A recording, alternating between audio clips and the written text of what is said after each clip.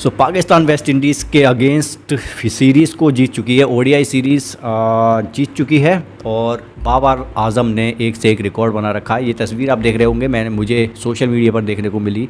जो पिछली इनिंग्स हैं उनकी, उसके मुकाबले अगर देखा जाए तो एक के बाद एक उन्होंने रिकॉर्ड भी तोड़े हैं। मतलब कोहली का रिकॉर्ड तोड़ा था उन्होंने, पिछली वाली वीडियो में हमने देखा था, लेकिन इस बार उन्होंने और कारनामे कर दिए। मतलब ऐसे तलवार लेकर आगे चलते जा रहे हैं, अपने पूरे लश्कर को बोलते हैं ना, वो पूरी जो होती है घोड़ों वोड़ों पे सवार होती है, उसको लेकर जा रहे हैं आगे की तरफ और सबको हटाते जा रहे हैं रास्ते से। ये है बाबर की टीम जो आगे बढ़ रही है। जी, मेरा नाम है तस्खीर और मैं रिएक्ट कर रहा हूँ इस वीडियो के अंदर क्रिक कॉमेडी 68 पर पाक series win versus West Indies, India versus south Africa first T20।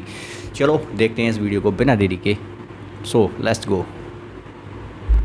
लोग भी बहुत मुबारकबाद हो आप सबको। हम 10 कंसेक्यूटिव सीरीज़ जीत चुके हैं वेस्ट इंडीज़ से। और अगर यही बात आप 1980s में किसी पाकिस्तानी को कहते हैं ना कि पाकिस्तान एक वक्त ऐसा भी आएगा कि वेस्ट इंडीज़ को 10 लगातार सीरीज़ हराएगा, तो वो आपके मुंह के ऊपर थूक देते। वो कहते हैं कि अरे पागल हो चुके, ऐसे कुछ नहीं चलता। ये भी दिन देख रहे थे भाई, ये भी दिन देख रहे थे कि वेस्ट इंडीज़ कहाँ होती थी और बेचारे हमारे कैसे बनी बने में। और पिछली वीडियो में मैंने कहा था ना कि ये ओडीआईज़ हमारे लिए बहुत ज़रूरी है, क्योंकि इनके जीतने के बाद हम लोग एक वो जो तमीज़ का दायरा है ना, उसके अंदर आ जाएंगे पॉइंट्स टेबल के ऊपर। और अब काफ़ी हद तक हम तमीज़ के दायरे में आ चुके हैं। सब पूछ रहे हैं मेरे से क्या इंडिया से ऊपर टर्निंग पॉइंट है वो क्या है आखिर, लेकिन अल्लाह की कसम किसी एक ने भी नहीं पूछा। लेकिन फिर भी मैं बताऊंगा कि मैच का जो टर्निंग पॉइंट है ना, वो था वो जो ये बंदा जो पिच को इन्वेट कर गया था ना, इसकी वजह से सब कुछ हुआ। ये गुड लक चाम था हमारा। अरे वहाँ ये हुआ था, गले मिलकर गया था भाई, गुस्सा आया था।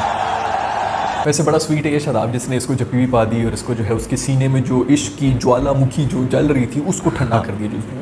जो होती ना ठरक होती है इंसान की, वो बिल्कुल ठंडा करके ढक्कन लगा दिया उसके ऊपर। लेकिन वैसे पता क्या, इस किस्म की हरकतें करनी नहीं चाहिए। और जो हमारे कैमरा मैन है ना, उनको भी मैं कुछ तरह सिखा दूँ कि जब ऐसे कोई बंदा पिच के बीच में आ जाए ना, तो उसको फोकस नहीं करते हैं कि उसको पूरी पब्लिसिटी आपने देख दी, स्क्रीन टाइम भी आपने दे दी, ये तो आगे फिर 10 बंदे तैयार हो जाएंगे जो रातों रात मशहूर होने के लिए, कैमरे पे जाने के लिए कोई भी कुछ भी करेगा। सिक्योरिटी का कोई नामो निशान ही नहीं पता, सिक्योरिटी वाले भी इधर भांग पी के क्या कुछ कर रहे हैं, कोने में बैठे हैं बंदा। ऐसे केस अभी भी हो जाते हैं यार, आज के टाइम में, पहले हुआ करते थे लेकिन अब नहीं। प्लेयर्स का मोमेंटम खराब हो जाता है, दूसरी टीम आई भी अच्छा थोड़ी लगता है इस तरह की हरकतें करना। बट चलो कोई नहीं, मुल्तान में काम का मैचेस ही होते हैं, तो सवाल होते हैं। कम से कम वहाँ पर लोग जो है उन्होंने इतना बेहतरीन किस्म का टर्न आउट दिखाया है इन मैचेस के ऊपर, तो थोड़ा बहुत चलता ही। बड़ा ही बेहतरीन से कोई क्राउड है और बहुत ही मज़ा आया है मुल्तान के अंदर मैचेस देखने का। वैसे बैटिंग के दौरान में धचका तो लग गया था, मुझे तो ये लग रहा था कि यार इनसे तो मेरे ख्याल में कोई 250-100 रन से पूरे नहीं होने, लेकिन हो गए हमसे। वो एंड पे जो हमने फुलझड़ियाँ की ना, हमारे टेल एंडर्स ने जो मारी है, शाहीन ने और वसीम जून ने जो छक्के मारे थे, उसके में फ़ायदा हो गया। लेकिन उससे पहले भी जो पार्टनरशिप हुई थी 100 रन की, एक और पार्टनरशिप होगी इमाम की और बाबर आजम की, और ये भी मेरे ख्याल में एक रिकॉर्ड हो चुका है। 8 पार्टनरशिप्स कर चुके हैं हमारे जो इतने लेजेंड से, जो पता नहीं कितने करोड़ों साथ से खेल रहे थे, हम कहते थे कि क्या पार्टनरशिप है, क्या पार्टनरशिप है। उनकी भी मेरे ख्याल में 100 रन की पार्टनरशिप थी नहीं, जैसे कि हमारे पास ये नंबर भी है। इंजी और यूसुफ ने 8 दफ़ा 100 रन की पार्टनरशिप की थी, लेकिन उनको ये करने के लिए 99 मैचेस यानी कि 99 इनिंग्स में जाके उनसे बहुत बड़ी बात है। दूसरी तरफ यूसुफ और यूनुस जो मैं इनकी भी 9 सेंचुरीज हो चुकी हैं और इनको ये करने के लिए 68 इनिंग्स लगी। और बाबर और इम्मी 8 दफ़ा 100 रन की पार्टनरशिप कर चुके हैं सिर्फ 27 इनिंग्स के अंदर। यार मतलब इतनी स्पीड के साथ ही हमारी नई जनरेशन जो है ये बढ़िया कर रही है, रिकॉर्ड्स बना रही है, इसमें चीज़ें बेहतर। हमें तो आदत है कि स्पीड के साथ हमारे प्लेयर्स अंदर जाते थे और उनको जल्दी होती थी वापस ड्रेसिंग रूम में जाने की, सिर्फ इस चीज़ की जल्दी हो रही थी। आजकल की जो हमारी ब्रीड आ रही है उनको जल्दी पड़ी हुई रिकॉर्ड्स तोड़ने की। खैर आज संगकारा का जो एक रिकॉर्ड है, बड़ा बेहतरीन किस्म का रिकॉर्ड है, 4 कंसेक्यूटिव ओडीआई सेंचुरीज का, वो भी टूटने वाली था। 20 एक रन रह गए थे मेरे ये जो बाबर है उसके, और वो आउट हो गया। नहीं तो संगकारा का वो रिकॉर्ड भी आ जाएगा 73 पर, चौथी 5वीं बार लेनी थी। वैसे आपस की बात है, हम वैसे तो बड़ा एंजॉय कर रहे हैं, मैच भी जीत के बड़े आराम से, लेकिन आज ये जो मैच हुआ है ना, इसके अंदर हमारी जो मिडिल ऑर्डर है वो काफ़ी हद तक एक्सपोज हो गया था। हमें बड़ा फील हुआ मुझे कि यार मिडिल ऑर्डर में तो कोई बंदा ही नहीं रहा है हमारा। वो जो एक ज़माने में हफीज़ और शुएब हुआ करते थे ना, जिसको हम बड़ा जो है वो ईजी ले लिया करते थे, वो आज नहीं थे, तो आज हमें नज़र आ रहे थे। मैं पिछले मैच में भी ये था, लेकिन ये कि कभी कभी एक्सपोज होते हैं, और मेरे ख्याल में इस मैच के अंदर हम एक्सपोज हो गए थे कि कोई ऐसी सॉलिड मिडल ऑर्डर हमारा है ही नहीं। हम सिर्फ रिजवान के ऊपर डिपेंड कर रहे होते हैं और ये कोई इतना अच्छा साइन नहीं है। उसकी अभी तो एक बहुत अच्छी फॉर्म चल रही है, अल्लाह करे किसी तरह की फॉर्म रहे, लेकिन आने वाले टाइम में तो कुछ ना कुछ करना पड़ेगा मिडल ऑर्डर के लिए। थोड़ा सा धक्का तो लगा मुझे। खैर मैन ऑफ द मैच मेरा नवाज जो है, क्या बेहतरीन इसकी बॉलिंग करी। ये फिरकी मास्टर ने इधर से फिरकी कराई, उधर से फिरकी करी, बॉल पड़ के इधर जा रही, कभी उधर जा रही है। हमारे मेहमान जो आए हैं वेस्ट इंडीज से, उनको कुछ समझ नहीं है कि यार क्या करना है, बस वो लेट के बेचारे मासूम जो लेट के पिच के ऊपर यार और आउट कर दो। अच्छी बैटिंग कर लेता है ये, लेकिन बहुत मजा आएगा कि अगर इनकी बैटिंग जो है वो और ज़्यादा इंप्रूव होती जाए और हम इसके ऊपर और ज़्यादा रिलाइव करना शुरू हो जाए, क्योंकि जब ये ऑलराउंडर्स आपकी टीम के अंदर होते हैं ना, तो आपकी टीम के अंदर एक बड़ा बेहतरीन किस्म का बैलेंस आ जाता है। मजबूत भी होना चाहिए, क्योंकि अगला मैच जो वो भी इंपॉर्टेंट है, उसके भी हमें पॉइंट्स मिलेंगे। जो पॉइंट्स टेबल है उसके ऊपर मजीद ऊपर जाने के लिए हमें वो मैच भी जीतना पड़ेगा। तो 3-0 हमें ये सीरीज़ जीतनी बहुत ही ज़रूरी है। इसके अलावा एक खुशखबरी भी, और खुशखबरी ये है कि मोहम्मद हसनैन जो है उसका एक्शन हो गया क्लियर। भाई मुबारक हो आप सब लोगों को। वैसे ये पहले भी होता रहा है कि जो भी बंदा आता था फास्ट बॉलर वगैरह उनकी या कुछ स्पिनर इस किस्म के एक्शन क्लियर हो गया, ओके, तो वो हाँ। अपना एक्शन ठीक तो कर लिया करते थे, लेकिन फिर उसके अंदर वो चाम नहीं रहता था, या तो पेस गिर जाती थी या फिर वैसी लाइन लेंथ खराब हो जाती थी, या बस कुछ ना कुछ हो जाता था। ऐसे बहुत पाकिस्तानी जो इसके ऊपर भी बातें कर रहे होते हैं कि यार बस जो पाकिस्तानी है उसे जिनको डर लगता है तो इसको रिपोर्ट कर लेते हैं। ऐसी कोई बात नहीं है यार, हमें भी आदत है, हमें ये सोचने की आदत है कि हम बहुत ज़्यादा इंपॉर्टेंट है, पूरी दुनिया हमारे खिलाफ ही साजिशें कर रही थी, ऐसी कोई भी बात नहीं। गोरों की इसलिए रिपोर्ट नहीं होती क्योंकि गोरों के जो फर्स्ट क्लास, बल्कि फर्स्ट क्लास भी क्या, जो जूनियर क्लास होती है उसके ऊपर भी स्कूल लेवल से इतनी बेहतरीन किस्म का उनके ऊपर काम हो रहा होता है, क्योंकि एक्शन में किसी किस्म की कोई खराबी ही नहीं होती।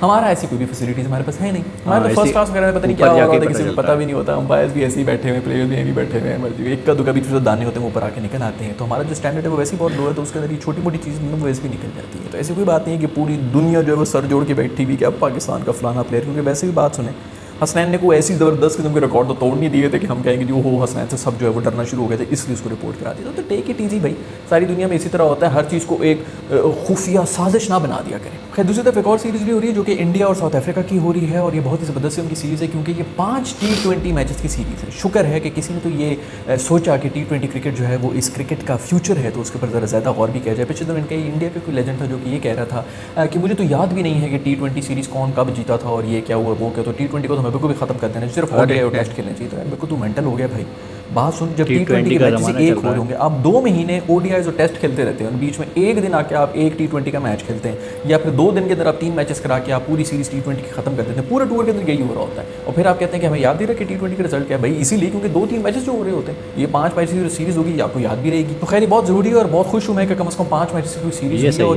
ये T20 मैच बहुत इंपॉर्टेंट था इंडिया के लिए, क्योंकि वो 12 कंसेक्यूटिव T20 मैचेस जीत चुके थे, और अगर ये वाला जीत जाते तो वो रिकॉर्ड बना देते। रिकॉर्ड मेरा ख्याल में अभी अफगानिस्तान के पास है 13 कंसेक्यूटिव विंस का, तो वो तो ये हो नहीं सका। इन्होंने पोस्ट भी किया 212 रन, जो कि मेरा ख्याल में बहुत ही बड़ा एक टोटल था, और इंडिया के अंदर मेरा ख्याल में दूसरा सबसे बड़ा टोटल है जो किसी टीम ने चेज़ किया है, जो कि उसने साउथ अफ्रीका ने किया है। और साउथ अफ्रीका का तो ये सबसे बड़ा टोटल है जो उन्होंने T20 के अंदर चेज़ किया, तो ये बहुत बड़ा मार्क है जो उन्होंने मार दिया। साउथ अफ्रीका की टीम जितनी माठी थी, उन्होंने ओडीआई के अंदर भी इंडिया को हरा दिया था, और टेस्ट मैचेस जो हुए थे उनके अंदर भी हराया था, और कोई भी मैच जो है वो इंडिया जीता नहीं था। तो मेरा ख्याल में साउथ अफ्रीका को कोई खास किस्म की खुन्नस है इंडिया वालों से कि इनके ऊपर आके उन्होंने अपनी पुरानी फॉर्म जो है वो पकड़ ली है। मैं तो बड़ा खुश हूँ कि चलो साउथ अफ्रीका की बहुत ज़बरदस्त उनकी टीम हुआ करती थी, पिछले 2-3 सालों से बहुत ज़्यादा डिसअपॉइंटिंग किस्म की सिचुएशन बनी हुई थी इनकी, लेकिन अच्छी बात है कि कुछ थोड़ा फ्लेयर नज़र आ रहा है, और जो छक्के मार रहे हैं इन्होंने इस मैच के अंदर, आया मज़ा आ गया मैच देखने का। वैसे ये 13 मैचेस अफगानिस्तान कंसेक्यूटिव जीत गया। अगर उसके बारे में बात की जाए तो यार ये मुझे समझ नहीं आती, जो एफिलिएट टीम्स हैं वो आपस में खेलते रहते हैं और इस के सारे रिकॉर्ड्स के अंदर वो ऊपर आए हुए होते हैं, और फिर हमें जो है वो तोड़ना भी पड़ता है। इंडिया बेचारे को जो बड़ी टीमों से खेल के जो है कंसेक्यूटिव 12 जीती, वो जो हॉलैंड और पता नहीं यूई के साथ रिकॉर्ड बनाए हुए। तो चलो खैर नथिंग अगेंस्ट अफगानिस्तान, बड़ी अच्छी टीम है, अल्लाह ताला और दे उनको। खैर जो मैच हुआ था इसके अंदर साउथ अफ्रीका के डसन भाई ने अजीब किस्म की परफॉर्मेंस की। पहले 30 रन जो थे मेरे ख्याल में कोई 25 बॉलों के ऊपर उन्होंने 23 रन बनाए हुए थे, उसके बाद उनका बल्ला गया टूट। उन्होंने ड्रेसिंग रूम की तरफ इशारा किया कि यार जो भी मनहूस का बल्ला पड़ा है ना वो भिजवा दो। उन्होंने सबसे मनहूस जिसके ऊपर सब लोग जो लानते भेजा करते थे वो बल्ला ला के इनको दिया, और वो बल्ले से जो इसने फिर छक्के मारे, पागल ही हो गया। मैं अगली 14 बॉलों के ऊपर कुछ 44 यानी 44 रन बनाए हुए थे, और मैच खत्म करके वो जा रहा है वापस, जो है पूरा इंडिया जो है वो चुप करके देख रहा है कि भाई इसको क्या हो गया। वो होता है ना कभी कभी T20 के अंदर एक ऐसा प्लेयर होता है जो कि स्ट्रगल कर रहा होता है, जिससे बॉल मिडल नहीं की जा रही थी, सिंगल्स नहीं की जा रहे होते, डबल्स नहीं की जा रहे, छक्का चौका तो दूर की बात है।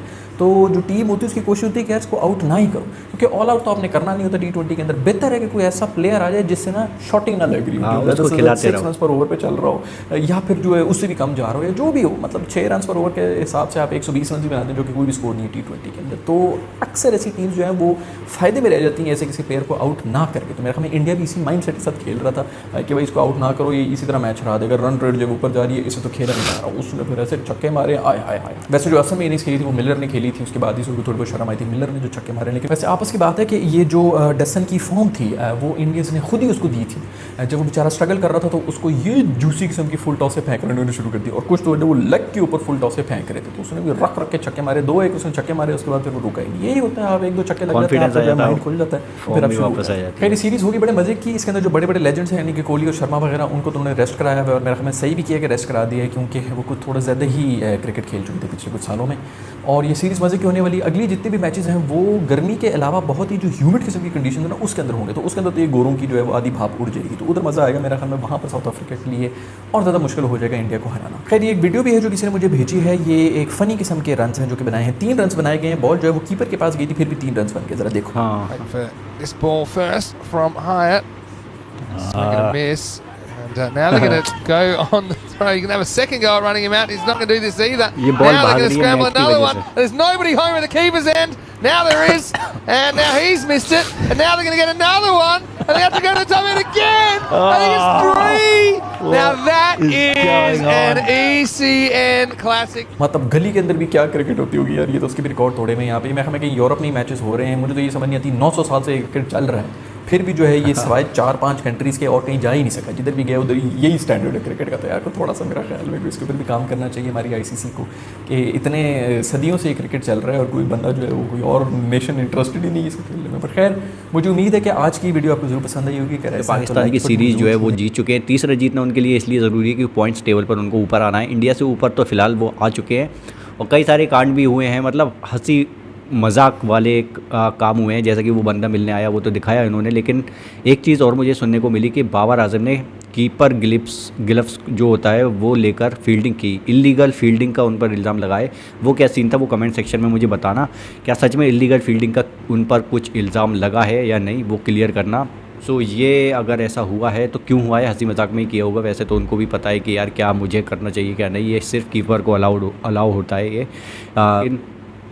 ये रिकॉर्ड ब्रेकिंग है कि उन्होंने इतनी कम उसमें जो साझेदारी है, पार्टनरशिप है, उसके रिकॉर्ड तोड़ दिए। 27 इनिंग में पुराने सारे रिकॉर्ड तोड़ दिए हैं, जो 50-50, 37, 48 और 100 के करीब जो इनिंग्स 99 इनिंग्स खेलने के बाद जो रिकॉर्ड्स बनते थे वो आज जल्दी जल्दी टूट रहे हैं। तो बढ़िया है। एंड मिडिल ऑर्डर की बात की इन्होंने, तो वो मुझे भी लगता है कि कहीं ना कहीं कमज़ोर है पाकिस्तान की, लेकिन उस पर काम कर उसको एक ऑलराउंडर की तरह किसी को उतारा जाए अगर बीच में, तो वो बेटर काम करेगा मेरे हिसाब से। बाकी बहुत ही एंटरटेनिंग रहा। कोई उनसे मिलने के लिए घुस आया बीच में, गले मिलकर प्लेयर से जा रहा है, और ऐसे मोमेंट्स भी हुए हैं जो एंटरटेनिंग हैं। उसके अलावा क्रिकेट अब देखते हैं कि थर्ड मैच में इसमें होना क्या है, वो आप कमेंट सेक्शन में बताना। क्लीन स्वीप मारेगी या नहीं मारेगी।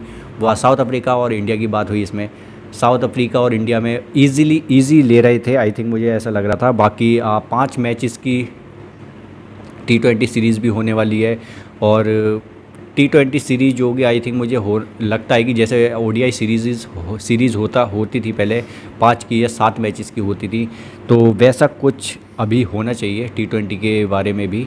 फ़िलहाल के लिए इस वीडियो को यहीं पर एंड करते हैं। बाकी अपने व्यूज़ कमेंट सेक्शन में देते हुए जाना। मिलते हैं फिर नेक्स्ट वीडियो में, तब तक के लिए बाय।